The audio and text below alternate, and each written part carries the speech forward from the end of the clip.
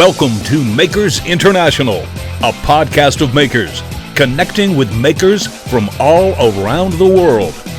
Here's your hosts, Jamie Page, Chris Cute, and now, Richard Morley. A massive welcome to everyone who's listening live, and also to you if you're listening at some later date as well. This is episode 1 of season 4, I think, so 401 or however it is. Today's our anniversary. It is. Hey, happy birthday to us. Happy birthday to... no, I'm not going to start it like that. I'm going to stop doing that, I think, because, we need to evolve. So, as always, Chris is here and Jamie's here. Hi, guys. What are you up to? Not a lot, actually. But, I'm doing a podcast. I don't know about you. Honestly, I have no idea. Literally going to make this up this evening. I genuinely, because we never really talk about what we've actually really been doing, what we've been up to, and all the rest of it. And I know, we sort of talked before, didn't we, Chris? How you've been not so busy, but Jamie's been doing some.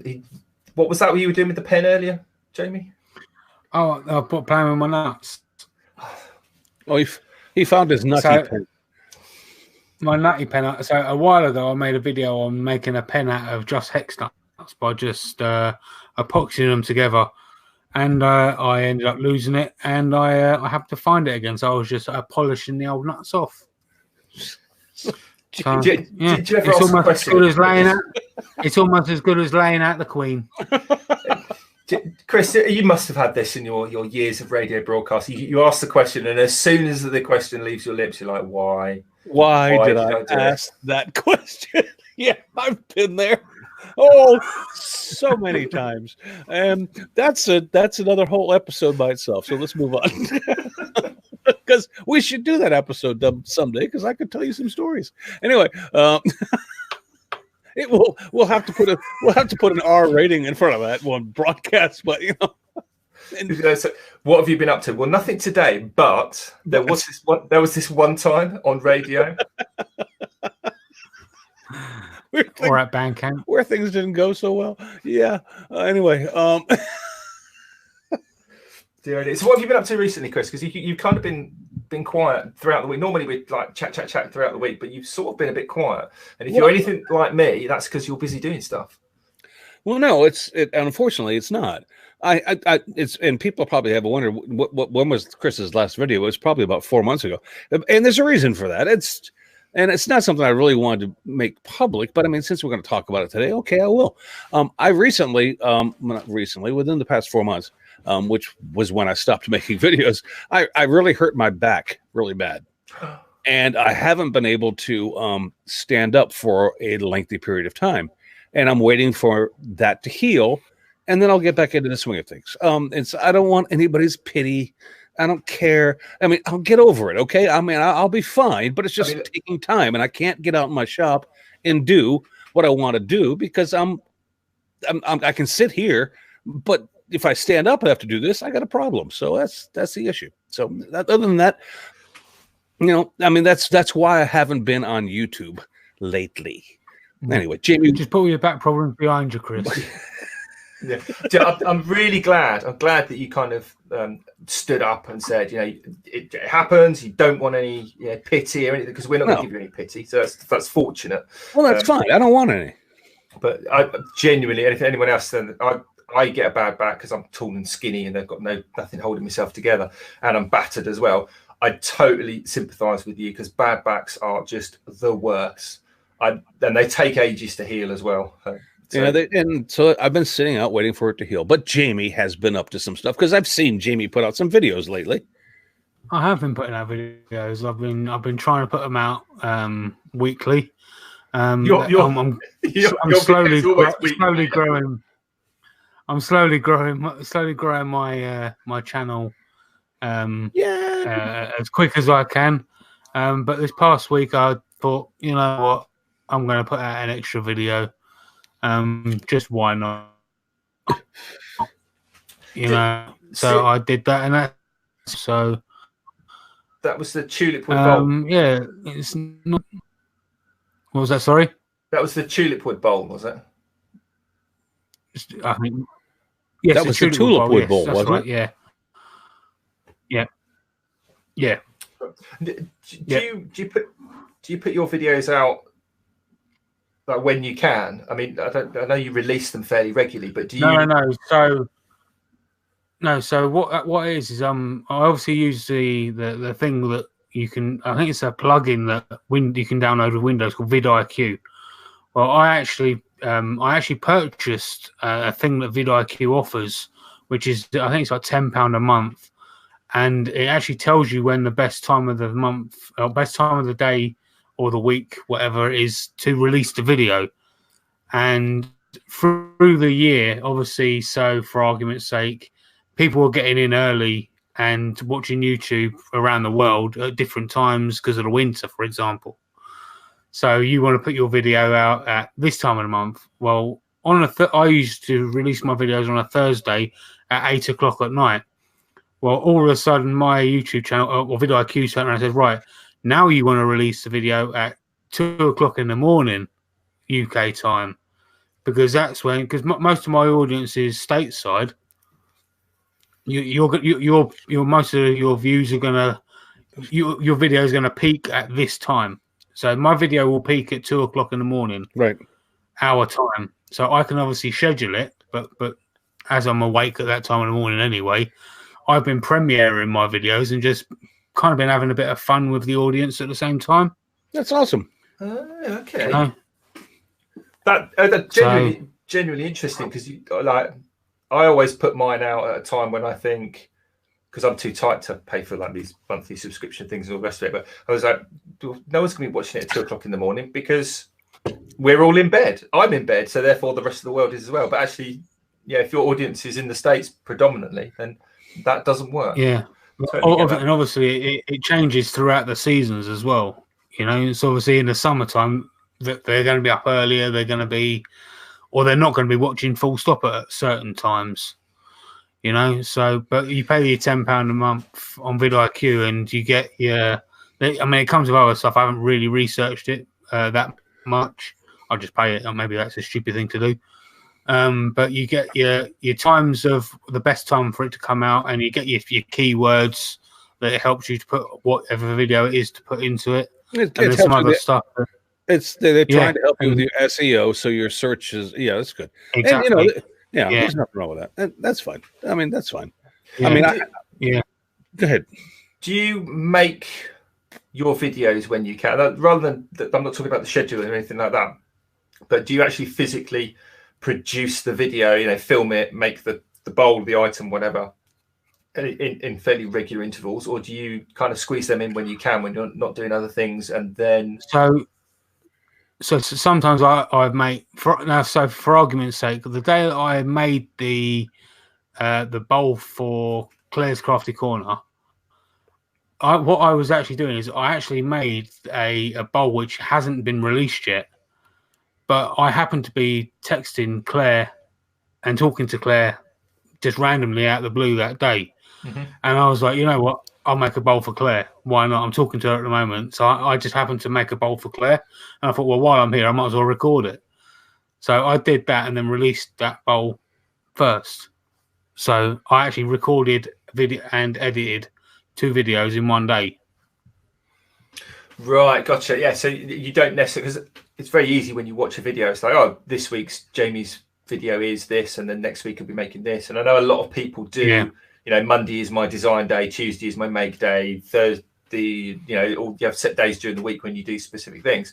But when I did my daily videos in August, I literally, because they were quite short anyway, but I literally filmed like 5 and edited 5 in a day. So I had a little backlog, and then I didn't do any for a couple of days because I was doing other things, and it's like fitting it all in. So it's weird kind of headspace. I mean, I remember when we started doing this podcast, it's like, right, so today's Sunday, but you're listening on Wednesday, so that's in the future. But if you're listening, then we're talking now in the past, and it will get just a bit too confusing. So it's very easy to like watch things and listen to things like he's doing it now. That's simple. I can work with that. Something I have actually found out, and I found this out actually last night. So it would be Saturday if you're listening on Wednesday, which would have been 4 days ago. Oh God, I'm already confused. Go ahead. Right. what I've actually found out is it's actually bad for your channel if you leave videos unlisted for a long time on your channel, because YouTube will see it as, okay, so let's say, for example, you personally have uploaded the video, then you've watched it, then all of a sudden your channel was got a video that's been watched once and has had no views for however long until you publicly release it. Well, Okay. From what I've heard, and I'm no expert on this, and then at some point we need to talk about a topic today, is that if you schedule your videos, no matter when they are, not only do you do two things, you can also obviously schedule it for what you perceive as being the prime time for your videos to be watched. So even if you're done on Monday with your video, if you schedule it, like Jamie said, on Thursday at, like, say 7 p.m. Eastern time, because that seems to be a time that works for you and your channel, then that works. But not only that, if you continually do that, it gives your people who actually care about what you do, and granted, my numbers are few there, but I mean, if you give anybody who actually likes you and wants to follow you, they know when to expect you. And so it's a regular thing. There's nothing wrong. And consistency is what YouTube loves. And if inconsistency is not going to get you the rotation that you really want to start rolling your way. I mean, and I don't want to get into this too much because that would be, again, another show. But Richard, I know that according to tonight's show, we do have a question from Mr. Inquisitive that actually helps Q from Andy Pugh. Yeah, that actually helps lead us into tonight's discussion. So if you want to get to that, that would be great. We've actually got a couple of questions from Andy, and they both basically relate to what we were going to talk about, because tonight's sort of topic was billed as pricing your work and how you price your work and all the rest of it. And that's a good segue into what we're talking about. But I've been so busy this week. I've not done any videos because I'm going away, as people know. I've been fighting fires and putting fires out for the last week so that I can kind of relax. And actually, part of what I've been doing this last few days, rather than finishing client work off, is pricing jobs for when I get back, which kind of relates to what you were saying, Chris, about consistency, because there's no point coming back from holiday or vacation and like, I've got to sit and wait for the phone to ring. I'll just sit here and twiddle my thumbs. So I've not been doing any videos. I've not been doing anything really in the workshop of any notable stuff. Just running around like literally for the last few days. But I did manage to get 3 jobs done actually yesterday, and that's a Saturday. Good for you. On a different day. But anyway, Andy asks. He's got 2. He's asking, or he asked to do with the pricing. How many makers underprice their work because they don't value their own work highly enough? That's a good question. It is. It's an interesting one because, like, I mean, I was, when I was thinking about this topic for the last, maybe 20 minutes before we went on air, I was actually looking at it from the point of view as a tradesman, as a sure. Can you build me this or do this job or do that job, rather than potentially how. That question hits home with me because I'm not a professional, because I understand where that question comes from. Yeah, okay, good. That's what I was thinking. And also, I mean, I guess for Jamie as well, God forbid somebody gets Jamie to build them something like an extension on their home. He could do it. He could do it. He could do it with a scroll saw. Come on a break. Just imagine Jamie rocking up to build your extension, mate. Yes, scroll saw under his arm. Oh, faithful. That would be pretty cool. But just kind of thinking about our sort of the regular listeners, and I mean the regular live listeners as well. So and I will just very quickly shout a few of them out, as I always do on the show. People like Andy Pugh is listening live. Tell us. Thank you, Andy. We've got Dale over at Maker Quilt Studios. We've got Joe. Hi, Joe from Average Days Joinery. How am you? Doug at Pole Barn. Richard Martin. Peter Miller, Andy from AH Bespoke, David Woodbarber, Kareem Hussain, all these regular people. I think a lot of them are more the craft / hobbyist side of it than the tradesman side. And I sort of put my cap in hand when I say that, because you really only know these people from their sort of YouTubey internet life. I mean, I don't know what a lot of these people do as jobs. I know Joe basically is a YouTuber and Andy is a teacher, but apart from that, I don't know what people do in their kind of day-to-day job. So that's a bit of a that's why we have guests on this show, Richard. It is, and also, you know, people like Dave the Wood Barber, I'm assuming, is a barber. But you can only assume for so far. But I mean, how do you guys price your work? Interestingly, do you even do? Jamie, do you want to go, or do you want me to? I guess it's kind of an interesting story, really. So at the very, very first record, I'm saying I've done as if I've done loads. At the first Record Power show, done at Kempton Park.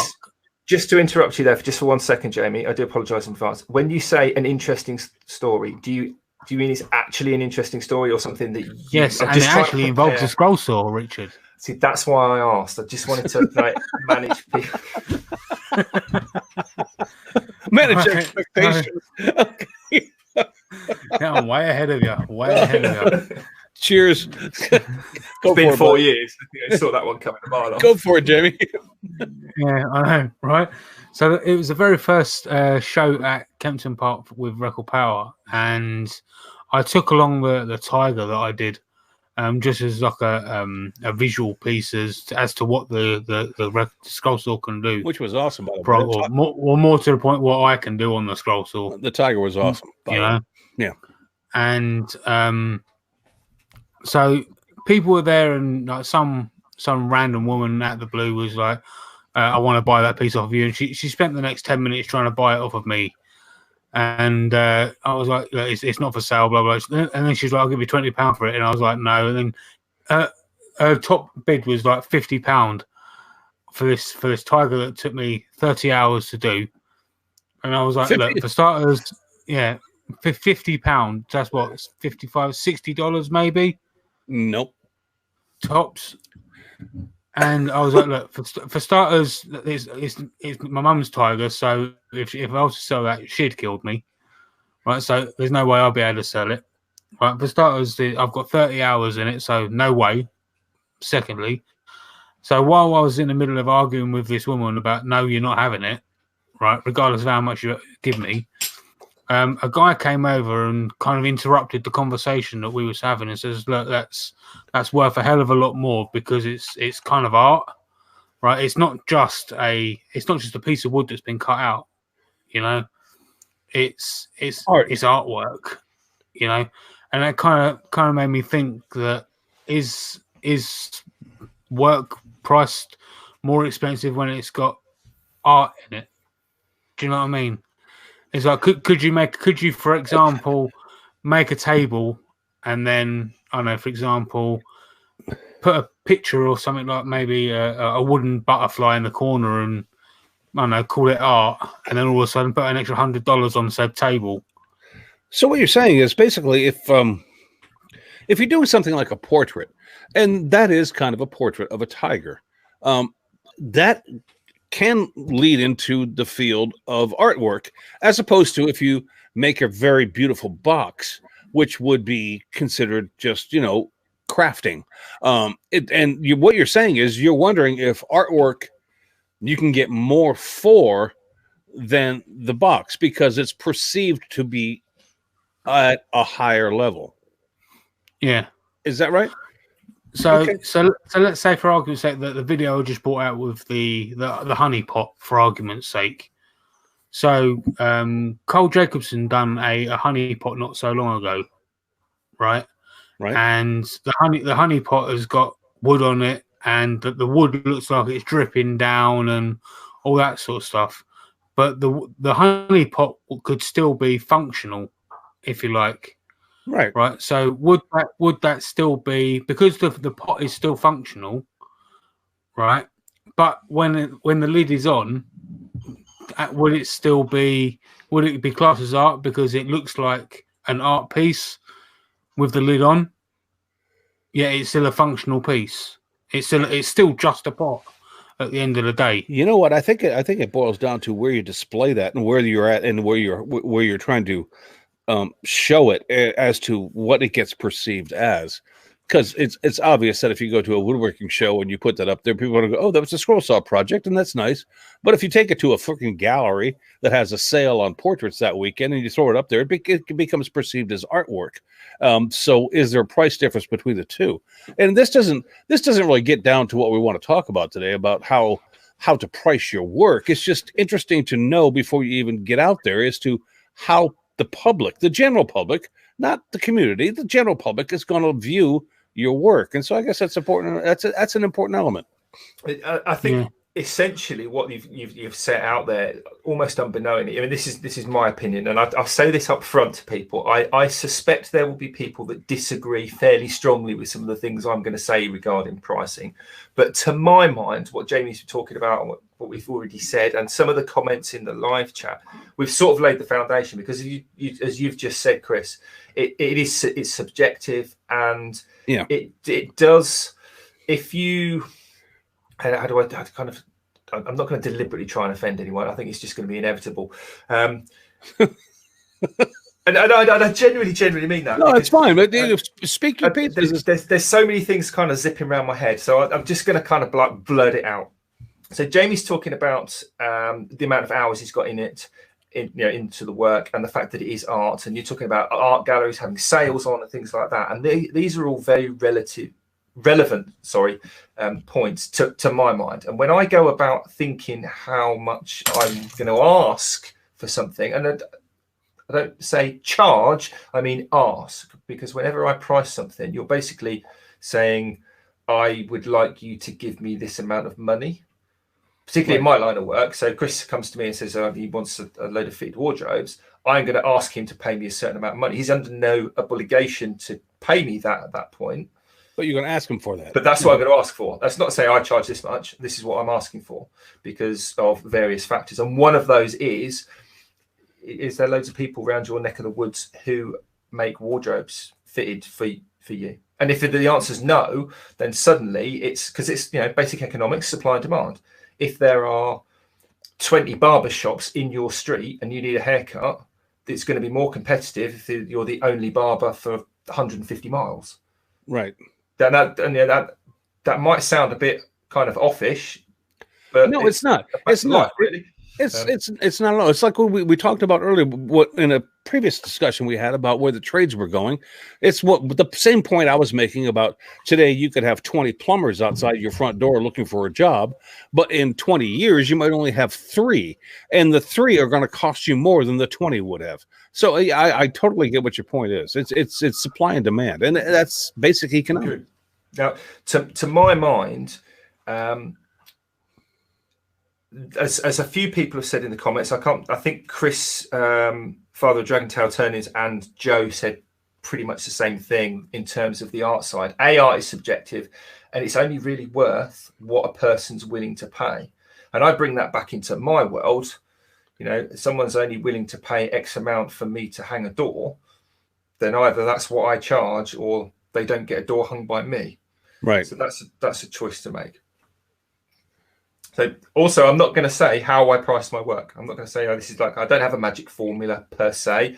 I have a sort of a set of guidelines, for want of a better expression.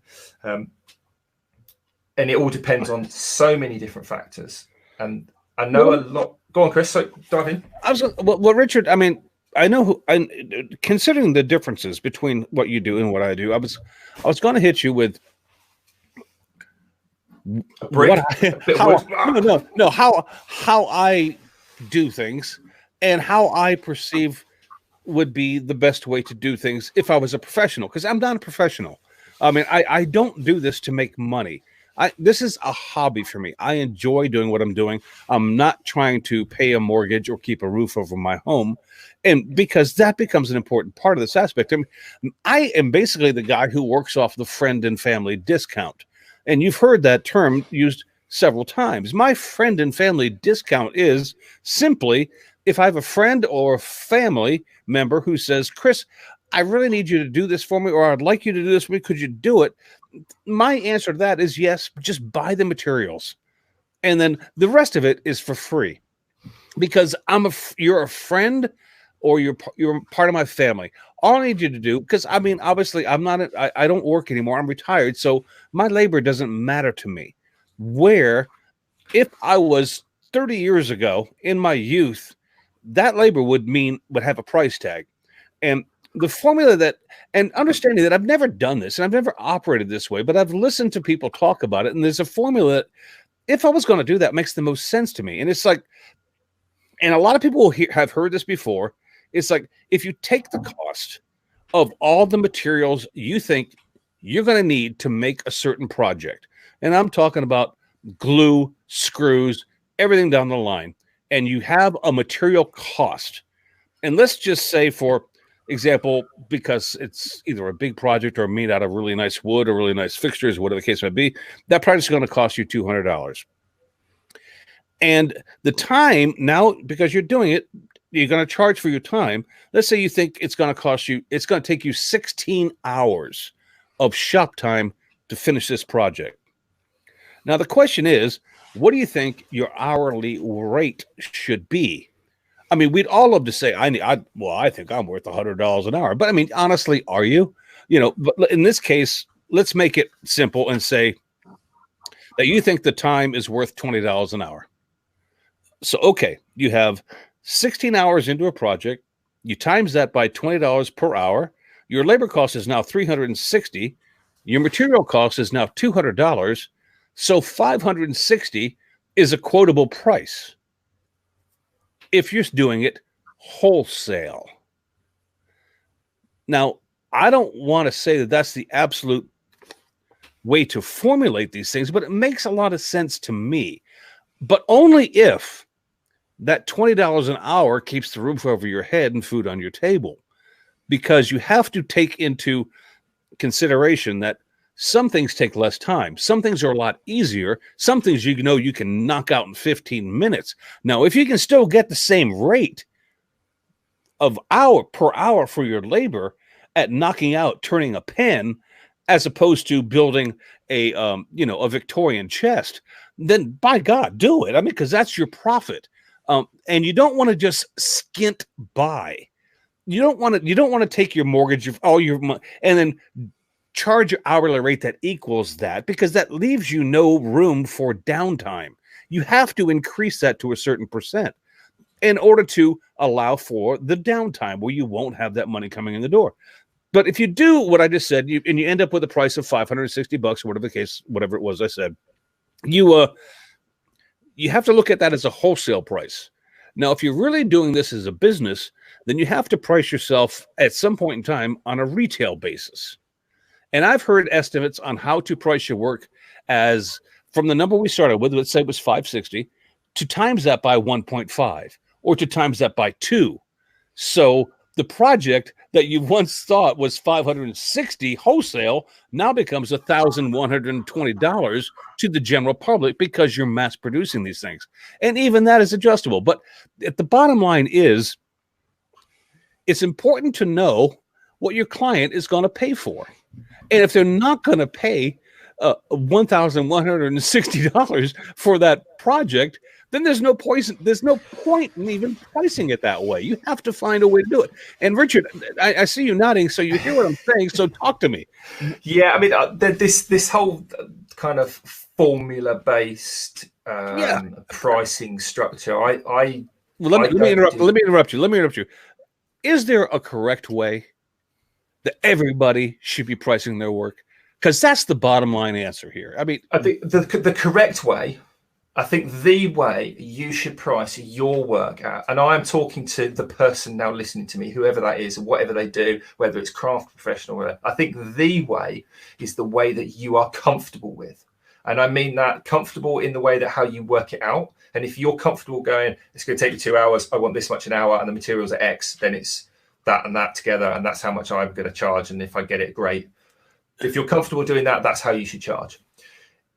If you are comfortable going with your gut or just sticking your finger in the wind and saying about that much because I once saw somebody do something similar and it was really nice and that's how I'm going to make it. If you're comfortable doing that, then that's how you should price.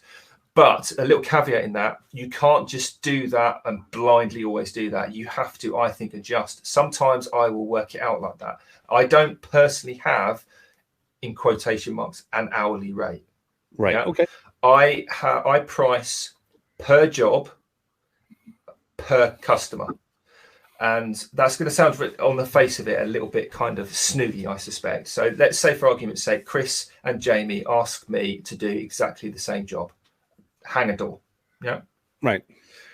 You will probably, and maybe not for hanging a door, but something, if you was hang every door in your house, that's probably a bit more of an accurate one. If you wanted 10 doors hung, each of you, you would probably be in the accurate, the caveat there, different prices.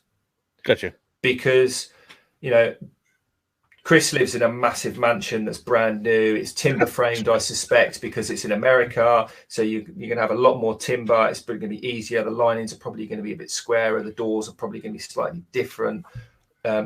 Jamie basically lives in a rundown cardboard box, which is old and knackered, and they're different houses. Yeah. Sorry, Joe, I don't mean to pick on Jamie, but it's fun, so why not? They're different houses, but you have to hire a car to get one shot to one side to the other. Well, traveling with Chris that's what I mean. It's different, isn't it? So even if you lived in the same street, there's travel time. You might want different doors. There's all these different things that come to play, which are going to affect how I will say, well, I might come in this problem, I might come in that problem, and there's all these different things, and you have to kind of approach, I think, everything uniquely. So just having a spreadsheet of doors cost me this much, they take this long to hang, is really only a guide. It's only a sort of a thing, and I think it gets so kind of gut feeling after a while that you don't need it on a spreadsheet. You can just sort of go, well, those kind of doors are about this much, and they usually take about that long. So 5 of them is probably going to take about that long. And it's all it is a bit finger in the air sometimes. You just have to go with your gut. Now, if it's something which is completely the unknown, I might go a little bit higher because I'm thinking, well, I might need extra material for that because I might make a mistake, or you might want a better quality material. Well, so there's another cost a little bit more. Well, there's another factor, because you can't factor. And I'm talking about estimates now, not actually final cost. If you have to, because if you're doing it professionally, you have to give your customer an estimate, and you have to estimate. Your estimate has to include that there are. Let's say you're doing things with like plywood, and you're saying, okay, it's going to take 5 sheets of plywood to complete this. But if I screw up a piece of plywood, I'm going to need to buy another one. So you almost have to factor in that extra piece of plywood into your material cost to begin with, because even if you don't use it, it's there for you. I mean, so you have to, it's very difficult. I mean, everybody has to do this on their own individual basis, and they have to learn from almost experience, I would assume, not having done this. Now, Richard, again, I'm no professional, but I'm trying to put my head into the game of doing it. And I'm thinking these are factors that you probably want to think about. I mean, totally. I mean, like some jobs, you might get a refinishing job, and it might be like, well, this I've got to try and match this color of stain. It may be an off the peg color. It might be like this brand X's color Y straight off the shelf, and bang, it's perfect. But it might be something from years ago, and it might need a bit of this added to a bit of that. And it might take you a little while to kind of get that. You might get lucky, you might not. And we've all had jobs that have, just taken longer than we thought. And then we have lucky days and we go, oh, brilliant. This is going to be a good earner, because that little thing that I factored in that I thought might go a bit iffy, it's just been a good day. And then you run it. And I think over the long term, those things plateau out. That's the other thing you've got to look at when you're pricing jobs. You've got to weigh the long term. All right, let me ask you about something real quick. And it doesn't matter whether you price your work on an hourly rate, a daily rate, or a situational rate. Shouldn't and I'm asking because I don't know the answer. I mean, I honestly don't. It just seems like a logical question to ask is, shouldn't the amount of time and the amount of experience that you have doing something should factor into what you charge per day, per hour, per situation? Because obviously you've learned your craft, and it's like going to college to become a doctor. Look, I went through this. I'm charging you now as a doctor, okay? Because I've spent the time in school to be a doctor. At the same point in time, you've spent the time in whatever craft you're doing to learn how to be that so-called doctor of your discipline, whatever it may be. Isn't there a point in time where you need to have that factored into what you charge, when be it an hourly, daily, or situational rate? Yeah, totally. And that is why I personally charge per job. So let's say, I don't do roofs, but let's say, for example, you want a new roof. Right. And I look at it and I go, well, that's going to take me 4 days. I'm making up numbers. If I bang that roof up in 2.5 days, that's still going to cost you what I said it was going to cost you, because that's the skill, that's the time. Because, by the time you've learned how to put roofs up and you get quicker at it and you get better at it, you get more efficient, bam, bam, bam, it's going to go faster. It takes less time. Ergo, or the same, if it's like, oh, do you know what? We've had a nightmare with the deliveries. We've had, the blah, blah, blah. This has gone wrong. There was an accident up the road and the lorry couldn't get through. So we're not going to get our delivery till next week. There's been delays and blah, blah, blah. Right. I'm not going to charge you more because it's taken me an extra day or an extra 2 days. The weather's bad or whatever, because, I said I'd charge you A. So again, it's ups and downs. It's that sort of that long-term kind of things sort of evening out over time. And I think that goes very well back to the craft side. So Jamie's scroll saw, I personally wouldn't charge those things based on how many hours you've got into that. And the reason for that is you might have 30 hours, 50 hours into a Tiger, but people, I don't think, will pay for that hourly rate. That's the other thing you've got to look at, is when you've done all these things in your head, this is my hourly rate and this many hours and that many materials and blah, blah, blah, gives you that formula. And you end up with this, outrageous price. Reasonable by that definition of price. Everyone's going to look at it and go, I'm not paying that. Well, let me ask you a question. How would you price it then? If you're, because you've got to understand, understanding what the amount that work that goes into it, how would you price it then? That for me personally would be a starting point. So let's say, because that for me is a total unknown. So it's a good example. So if you asked me to do Jamie's Tiger, sorry, Jamie, I probably could do that. Right. But it would take, I don't doubt it. But it would take me ages. It'd probably take me longer than you, and I'd hate it. So it would take longer because I wouldn't want to do it. But I'd need that starting point. So I'd probably say, well, okay, if I work it out as I want this much an hour, and I go for that many hours, and I'd do all the maths in my head, and I'd be like, I can't charge them 900 quid for that. No one's going to buy that for 900 quid. Well, here's why I asked you, because that means that basically you wouldn't be as proficient as Jamie in doing it, which goes back to my question about experience. And so while an experienced person can estimate or charge a client possibly a lesser amount, they can actually make it cheaper for the client because they know they can cut through it. Like you were talking about with the roof. I used to charge for 4 days work. I now know I can do it in 2 days. So therefore I'm going to charge them for 3, as opposed to the first person I did this for, I charged them for 4 days. So you are giving yourself the credit and the raise as far as your experience goes. But also that, I think you need to, and that analogy with the roof, it now takes me only this many days, that still works, because as your skill level goes up, I think your worth goes up. That's why, junior doctors get paid less. But I'll caveat with this with one thing. This is why it's not a straight formula. I know. This is why there's no set formula. It's because I'll caveat that with one thing. Is if you're in the position to, and you have charged for 4 days work and been paid for it, and you get consistent business from that, if you can now do it in 2 days, and you have a backlog of clients waiting for you to do these things, then it doesn't hurt you to downcharge it to 3 days to make yourself even more competitive. You can go all right, well, I'm not going to charge you for the 4-day rate because I know we can do it in 2. So I'm going to charge you for 3-day rate. And that's my profit. My profit is going to be that 1 day because I know I've got Bill and Joe and Judy and Leanne and whoever else that are just waiting for me to show up. I mean, that's when it becomes very lucrative. At the beginning, it's very tough. Yeah, very much so. Now, with the Tiger, so let's say, as using Jamie's Tiger as an example, and I don't know what you would. I mean, you've probably considered what you'd probably sell. Have you even thought of? Yeah, maybe I haven't actually. But Dave G's just put written in the chat. He said, "But if Jamie charged £10 an hour, which is a small wage after 50 hours, if that Tiger is still £500, and Jamie isn't slow, you know." So Well, I mean, that's where you take it to the art world.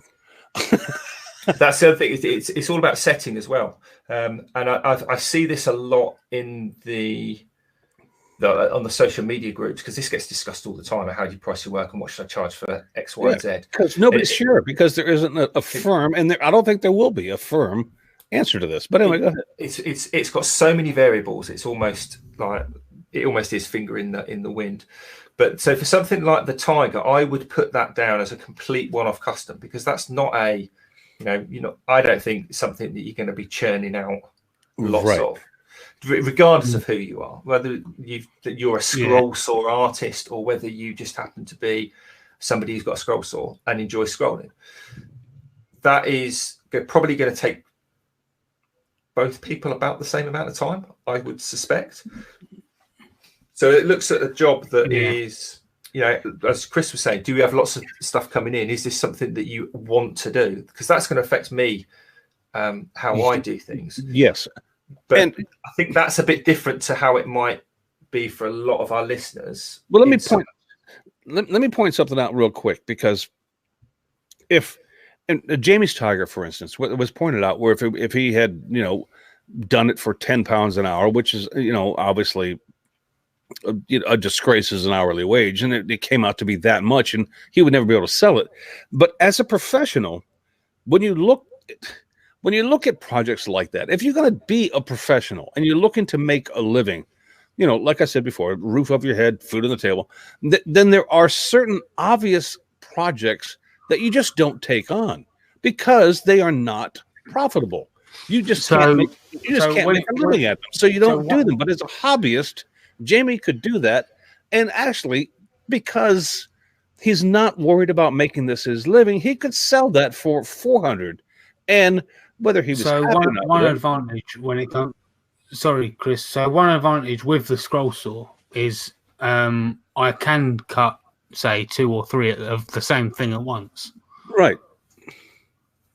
So when I did the Tiger, I did 2 of them at once. Yeah, but the public that you're looking, if you're looking to sell that, Jamie, they don't need to know that.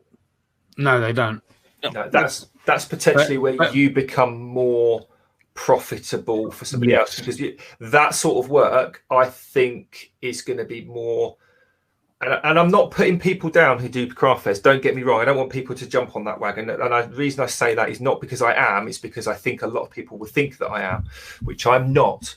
If you're going to do those scroll saw art, those craft fairs are a good place to make it and sell it, and that's like a production seller, not a can you make me a tiger portrait, Jamie? Do you see what I mean? There's a different route to the thing. It's like make it to sell it or ask for it to be made, and that makes you more profitable and then more attractive, potentially more lucrative for you than somebody else. That's when. And that's why I think a lot of people don't like CNC, because I think a lot of people who have a CNC have that advantage. And I think a lot of people don't like the fact that, the reason it's not real woodworking is not because it's not real working, it's because they've got an advantage. Yeah, big time. And they can make pieces of exactly the same picture, the size of your hand. And all they've got to do is whack a massive sheet of plywood on the CNC and do multiples in seconds. Yeah, totally, and that becomes efficiency, and that's your battery chickens against your free range chickens. That's all it, to my mind at least. Yeah, well, wake up call. I mean, that's called progress. I mean, I don't even know how to operate a CNC, but I mean, there was a time before people even had a table saw and they were using a hand one, and that became progress. And that's a totally different discussion from what we're having right now. But I'm just saying that the analogy is inadequate because it doesn't make any sense if you are realistic about what the world you live in. I'm just...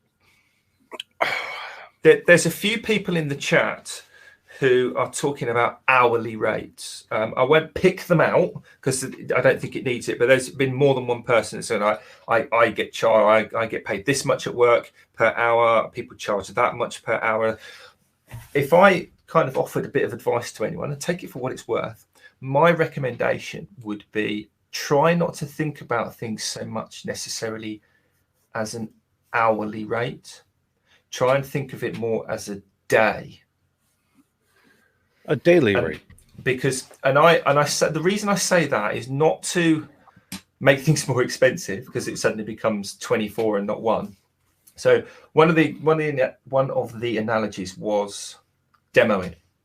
I've demoed for companies before at shows, and for those periods, I always charge the day because it's going to take my day up. The show might last from what were the hours for Maker Central? 10 till 4. And I think it was also 9 to Saturday was 9 to 5, Sunday was 10 to 4, something like that. Whatever it was, they run. Then you got set up then you got set up and finished, close, clean up. Exactly. Now it might be that actually you go, I'm going to charge you this much for the day, and they go, well, the show's on for these many hours, but we'll give you this and we'll give you that, and it works out the same number, and that's great, that's fine, that's whatever. But it's going to take your whole day. Yeah, whether it's the setup time, the traveling time, the getting there, the staying over, all of those things are taking up your time. So for me, it just makes it easier to kind of account for. I'm going to be busy Monday, Tuesday, Wednesday. That's 3 days. This a day. So I'm going to charge you, or I want you to pay me. It's probably a better expression. This much per day plus what my expenses are. And my expenses are going to be my fuel to get there and my accommodation. Right. Either you can pay that, or, as in you book me in the hotel and sort that out, and I'll charge you what the mileage is, so many pence a mile or whatever, give you my fuel receipts or whatever, plus these for these days, job done. It's just easier because, let's face it, you're not going to be doing something else, or you can't do anything else after the show's finished. The show's finished and you're not working, but you can't then nip into the workshop and do that other job. Right. And the same goes for if you're making stuff for craft fairs. You spend all day Monday scroll sawing tigers. You can't then allocate it to go and look for something else or do something else. So you've got to take that time. You've got to account for bigger chunks of time than probably you think. Well, it again boils down to, look, ladies and gentlemen, I need to make whatever your budgetary needs are. I've got to make this amount per day. I have to make this amount per day. And by the way, it wouldn't hurt if I could put some cash in the freaking bank by the end of the day. I mean, I know I've got expenses, but I mean, because you can't squeak by and be a professional. But if you're a hobbyist and you have another source of income and you're just doing this for fun, then you've got a lot more leeway to play with than somebody who's doing this as a living. They have to make a certain amount per day, or a week, or per month, or every 2 weeks. I mean, it's just it's basic economics. I can, sure, I could do this for you for $20, but if I do it, I can't pay my rent. I mean, hello. I mean, that becomes real world stuff at that point in time. So another little comment that's come in here. Somebody's mentioned, and I won't pick names, but because it's relevant, and the name is irrelevant, but the comment is very relevant. And the example is a pen. If you made a pen from a nice kit and a nice blank, but it takes you less than an hour, you wouldn't sell it for 25 quid if it's worth 60 quid. Okay. No. So, well, maybe you would, because if it's not selling, it's not worth 60 quid. If nobody wants to buy it for 60 quid, it's not worth 60 quid. You're right. It isn't. But if 2 people want to buy it for 30 quid, then it is worth 30 quid. Well, if you got 2 people saying they'd pay 30, then you're going to have one that will pay 35. Exactly. It might be less profitable than one pen for 60 quid. But it's better than hanging on to it and getting nothing. Exactly. I would rather turn 3 pens and sell them for £20 than have one pen that doesn't sell for 60. Yeah. In the same way that I would rather hang one door for 20 quid than not hang 5 doors for 21 quid. Right. Because you can't, until somebody hands you pound notes or dollars or your currency, that job's worthless. Yeah. and that's the bit people don't like to hear, is the stuff that you make and the stuff you work ain't worth nothing at all until someone gives you money for it. Exactly. And until the money is in your hand, unfortunately, that is the reality of it. Everything else is just playing with numbers. So it is sometimes, and this is what I was saying about sometimes Jamie gets charged more than Chris, and sometimes Chris gets charged more than Jamie, is because it's a fluid thing. It's almost like the stock market. Suddenly you've got to play the market. Yeah. Yeah. And that is why I personally think the formula hourly rate plus materials times hours equals is a starting. It does not work. Well, it's a starting point, but then you have to find your own niche in the market and adjust from there. I mean, it's not a bad place to start, but it may not be the golden friggin' rule. And but the whole point of this whole topic that we've talked about today, I think, before we even went into this and we discussed it amongst ourselves, was that we knew there was no answer that was going to be, okay, everybody needs to do this, and if you do this, you'll live happy and be, what you can't, because that's just not the way the business world works. It's, there are ways to look at things, and you can choose which way you want to look at them, but don't let anybody tell you the way you're looking at it is incorrect. If it works for you, it works for you. If it doesn't work for you, it's because you're not selling anything. So you need to relook at what you're talking about. So totally. And you kind of have to, like, one of the rebuts to the pen comment was selling a number of pens over a recent period of time for an amount, and they're selling well. Right. So in that instance, and those are good numbers, by the way, that to me would be maybe jostle it up a little bit and see if they continue to sell, and if they stop, bring it back down. And somebody else was saying that they were selling slimline pens for an awful lot less, and they don't sell. So that's kind of playing it out. Now they're playing the market. They're two different people in two different places. It is again geographic as well. Play your market. So that makes a hell of a lot of sense. So obviously I live right down on the seaside, right down on the southeast. And one of the reasons why I got a lathe was to get into pen toning, and I could barely sell pens for love nor money. And my dad not recently went on a trip to London because he's a coach driver at the time. That was when we were down. That was when you were down, yeah. And there was a guy up there, and he was selling slimline pens, and he was selling them for about £65-70 each. Oh, and wow. I think it was £65 for a wood an acrylic one, and £70 for a wooden one. And he refused to let my dad take a picture of them to show me. Well, you know what? It's playing your market. If the guy can get $65 for a slimline pen, then God bless him. I mean, Yeah. I Anyway, mean, it's that part of London.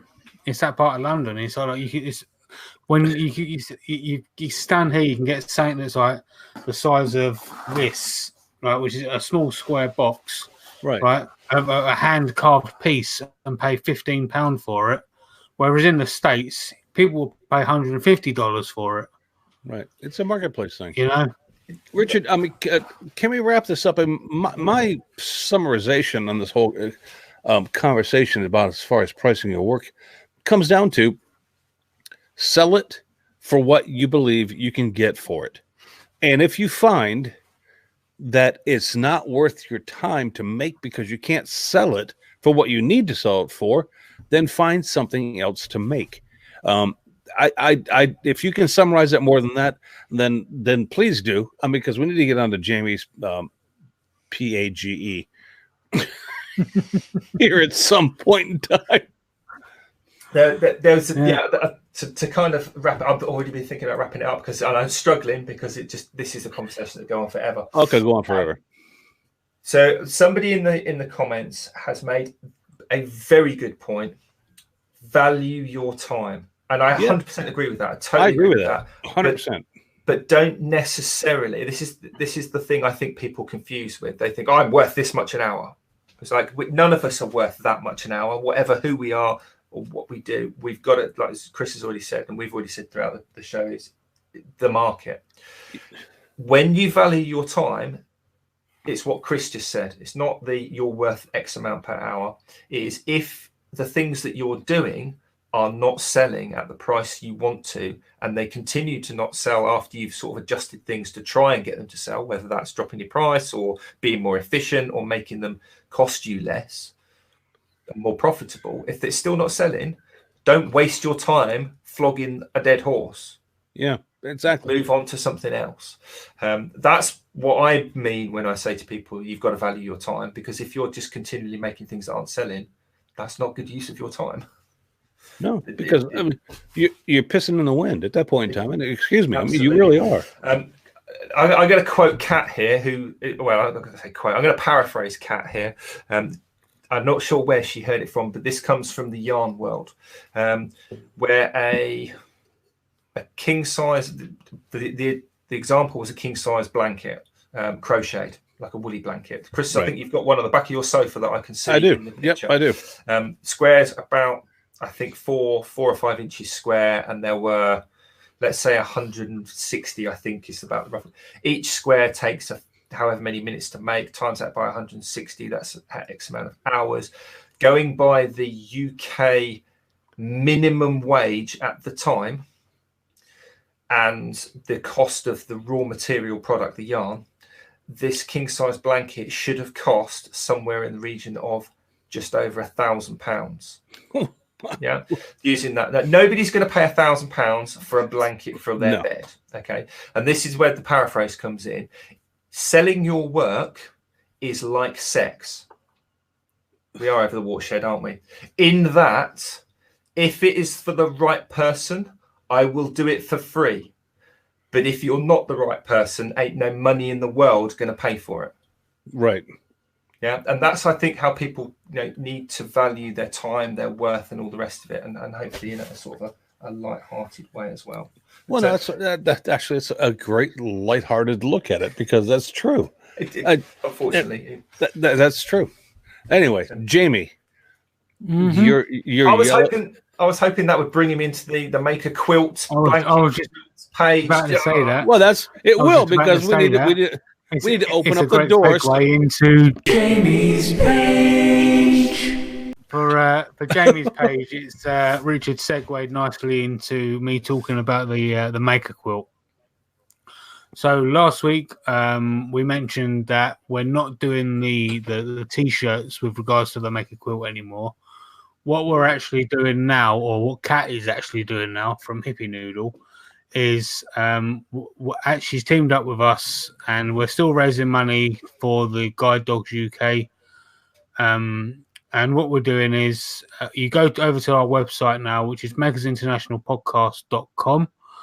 And what you do is you can buy a square for the Maker Quilt for £1. And what that does is that entitles you to one entry. And so £1 is buys one square to the Maker Quilt. And that also entitles you to one entry into winning the Maker Quilt at the end. Okay, so then if you was to spend £2, that entitles you to 2 squares and 2 entries. And £5 is 5 squares and 5 entries, and 10, etc., etc. Okay. So at the moment, Kat has already got her work cut out for her, as the response we've had so far has been outstanding, and we've already broken the £100 mark.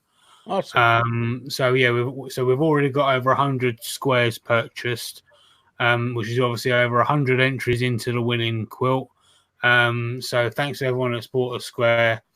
And we've also got a donate button on the website. So if you don't wish to purchase any squares, you can just donate money. Okay, but speaking of the donate button, there is something I just want to kind of clear up with people. Now there has been someone that has clicked the donate button. I'm not going to mention any names, but if you happen to be listening and that was you, but you meant to click the buy tickets, can you contact me and we'll sort it all out and make sure you get your entries in. So what is it? There's the donate button. Is basically the money goes straight to the podcast PayPal account. Okay. But the ad, you go to the add cart button. That's where you actually buy the tickets. Okay, because you go to the add cart button, then it takes you to another section to the website where you can purchase them, and you purchase them through PayPal. All right, okay. So, Jimmy, let me interrupt you real quick because if people buy these tickets or donate, it's not going to us. It's actually going to the charity because that's going to go to the auction that we get to. All right. All right. It's for the guide dogs for the blind. Yeah, that's right. Look at that face. Right. I mean, we're not making a penny off of this, correct? No, not a penny. So right, as soon as, and there isn't a cut-off date yet, as far as I know. And Kat's doing all the work. So make sure you go and follow Hippie Noodle over on Facebook. Well, let me ask another question that may be important to people who are thinking about this. How are we going to do the drawing for the winner? Are we going to do that live on this show, or is that going to be done elsewhere? Or how are people going to be able to witness that we are honestly picking a winner that deserves to be a winner? I mean, I don't want to. How I think we're going to do it is the website. Every time someone buys a ticket, no matter how many it is, the website keeps track of everyone that's bought a ticket. Okay. So then what we'll do is we're basically going to put the names into like an Excel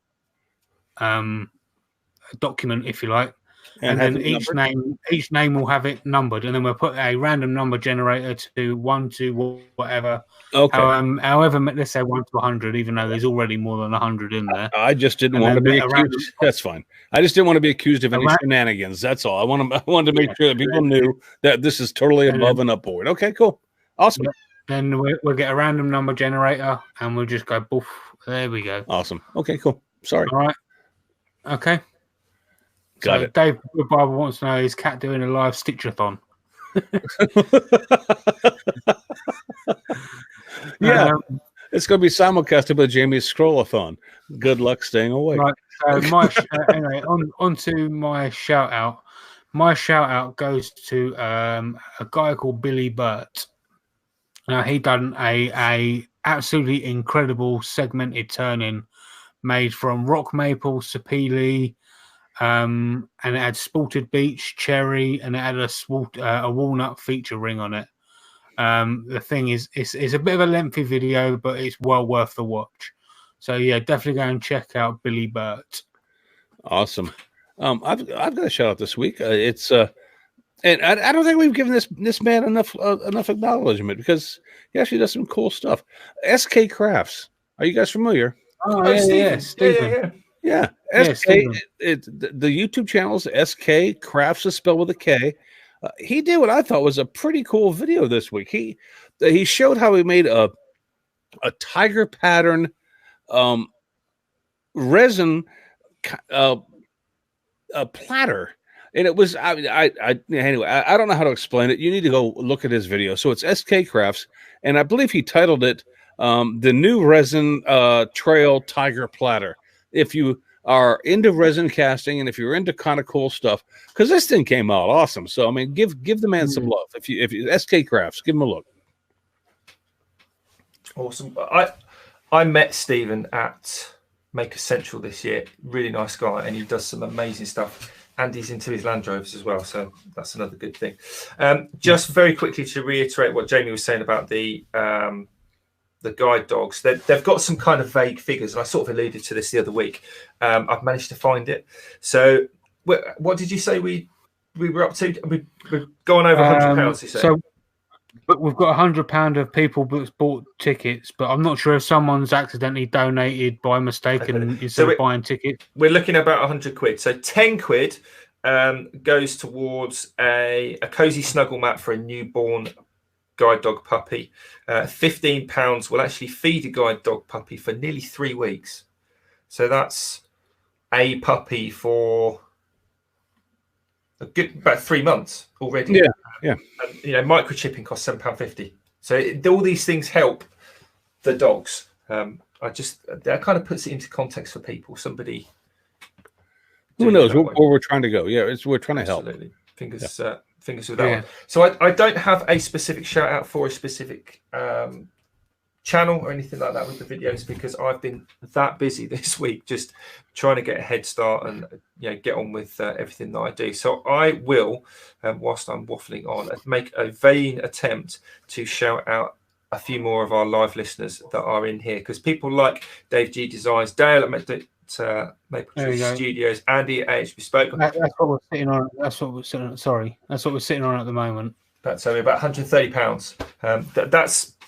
That's going to feed a dog for a long time. That's after PayPal. That's after PayPal fees as well, obviously. Awesome. So shouting out the live listeners as well. Cat's in there as well. So going to send Cat some love. But I suppose, because I didn't do it at the start of the show, we probably want to shout out our sponsors, and also leads into where people can find out more about the Maker Quilt. And so obviously our sponsors, as always, we've got Glyn over at Yorkshire Grit, our good friend Chad at Man Crafting, Pam from Highland Boxes, and Steve from Harnell Media. He helps us with our website, which is makersinternationalpodcast.com/sponsors. There's information on there about the sponsors, what they do for us, for you in the community, and also information about the Maker's Quilt as well. So I think that pretty much wraps the show up, does it not? I think it does. Anyone got anything else? Good show. Good discussion, boys. I enjoyed today. I much prefer just chatting and having a laugh and drinking a beer and basically not having to plan anything or do anything backstage. That's obviously getting serious for once was a little awkward, but other than that, it was cool. Just very quickly, David Woodbarber's asked, what is Kat's cut-off point for the quilt? She hasn't actually said, Dave, so dig deep and get her to do the work. But I'd like for her to go, I'm not doing any more. 400,000. $1 million. Exactly. Awesome. How stoked, in all seriousness, it's not going to happen, let's be realistic, but it costs 57 grand for a guide dog. How cool would it be to say we bought a guide dog? I mean, that would just be mental. It's never going to happen. I appreciate that. But that would just be like, we'd have to get it. She'd have to make a little doggy. It would make us very happy. It would make Kat go friggin' bonkers. She'd go. She'd lose her mind. We need to rethink this. All right, get us out of here, Richard. Talking of rethinking, I don't know what's going on next week. It's not up to me because I won't be around, but these two lunatics will be here. So I guess you'll just have to wait and see. Thanks for joining us, and we'll be back next week. Until then, y'all take care. Have a great week, everybody. See you later, everyone.